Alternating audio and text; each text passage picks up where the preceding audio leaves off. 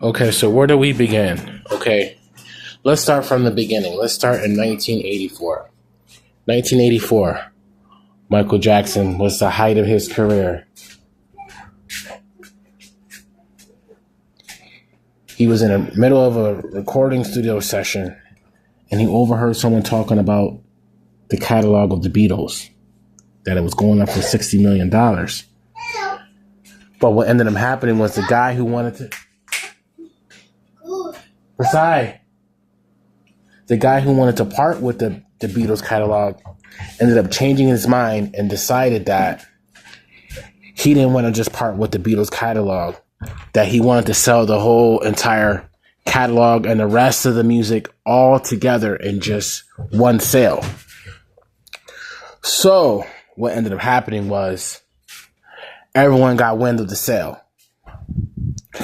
So 1984, Michael Jackson petitioned to put up, there was a bidding frenzy for the ATV music catalog, which contained the Beatles, the Rolling Stones, a lot of great acts, all of the major acts, Beyonce, Jay-Z, Reasonable Doubt, his first album, mostly all of the hip hop, and even future acts like Adele and stuff, people who didn't exist yet. So, with that happening, everybody wanted this catalog of music that held about 2 million songs. 2 million songs. So what ended up happening was Virgin Music Group, which is a company based out of UK, which is owned by Richard Branson, devised a plan like, hey, I want to be able to make some money on this. I want to be able to capture or get the catalog back so I can give it to Paul McCartney and resell it for the Lords of London, because Richard Branson is a Lord of London, you know? So was a Paul McCartney. So he was like, okay, we can't allow this guy, black guy, to own this type of music that's so big, that's monarchy and royalty. So that was the first issue, that Michael Jackson owned music that belonged to royalty. That was his first mistake.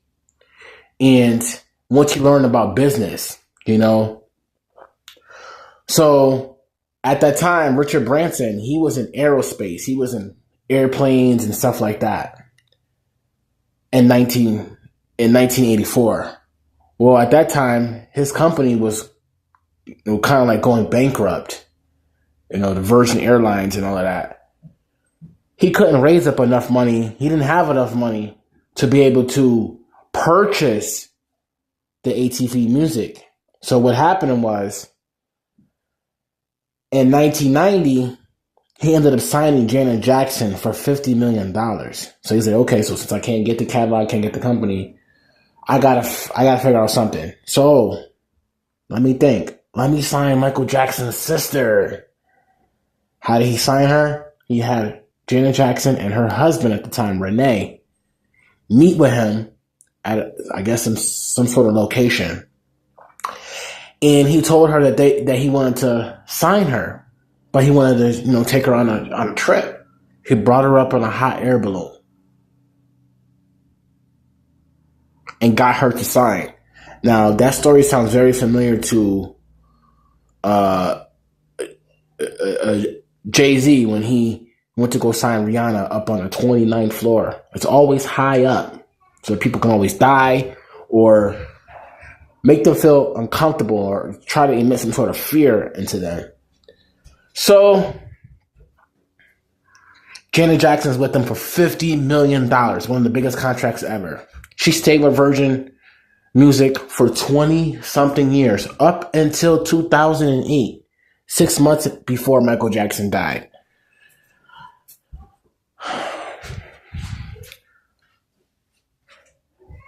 2001. Jay-Z, Michael Jackson.